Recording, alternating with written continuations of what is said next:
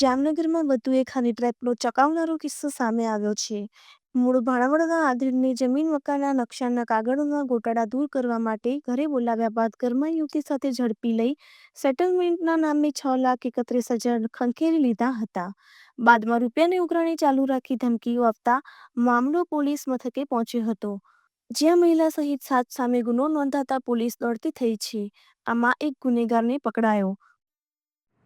Jamnagar city C division police station વિસ્તારમાં દાખલ થયેલી ફરિયાદની વિગત મુજબ જે આ કામના ફરિયાદી છે તેઓ જ્યારે એક કામેથી બહાર હતા ત્યારે એમની પાસે એક લોકેશન આપવામાં આવે છે કે એમને જે અધૂરું કામ છે કે જે કાગળ કામ અરજી બાબતનું જે કામ છે તેના માટે એક વ્યક્તિ મળે છે એમને કે તમારે કામ હોય તો આ જગ્યાએ લોકેશન આપે છે એમને કે આ લોકેશને તમારું કામ થઈ જશે. જ્યારે આ વ્યક્તિ એ લોકેશન ઉપર જાય છે ત્યારે ત્યાં એક મહિલા બેઠા હોય છે અને પૂછે છે કે હા ફલાણા વ્યક્તિ આ જગ્યાએ રહે છે, એમનું કામ છે? હા અહીંયા જ છે, બેસો, બહાર ગયા છે, હમણાં આવે છે. આટલું કહીને એ બેસતા થોડી વારમાં જે ફરિયાદી છે ત્યાં બેઠા હોય અને અચાનકથી મહિલા રૂમમાં આવી અને દરવાજો બંધ કરી અને એમની સાથે બળજબરી કર્યાનો આરોપ મૂકતા થોડી જ વારમાં ત્યાં પોતાની પોલીસ તરીકેની ઓળખ આપનાર 3 વ્યક્તિઓ આવી પહોંચે છે અને તે આ ફરિયાદી સાથે ધમકી આપે છે અને તેમને ડરાવી ધમકાવી તેમની પાસેથી પૈસાની માગણી કરે છે અને ખોટા કેસ કરવાની ધમકી આપે છે.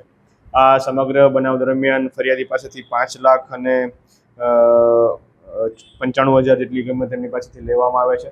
આ બનાવ બાદ થોડા સમય બાદ ફરીથી આ ફરિયાદીને ફોન કરવામાં આવે છે અને કહેવામાં આવે છે કે જે મહિલા આપના વિરુદ્ધ આરોપ લગાવેલા હતા તેમને હોસ્પિટલમાં દાખલ કરવામાં આવેલા છે અને ફરીથી તેમણે તમારું નામ લખાવેલું છે. તો આ બાબતમાં આગળ કાર્યવાહી કરવા ન માટે એમને ફરીથી એમની પાસે રાજકોટ જઈ અને એમની પાસેથી બીજા આશરે 1,25,000ની માગણી કરવામાં આવે છે, જ્યારે તેમની ગાડીમાંથી 35,000 રૂપિયા કાઢી લેવામાં આવે છે.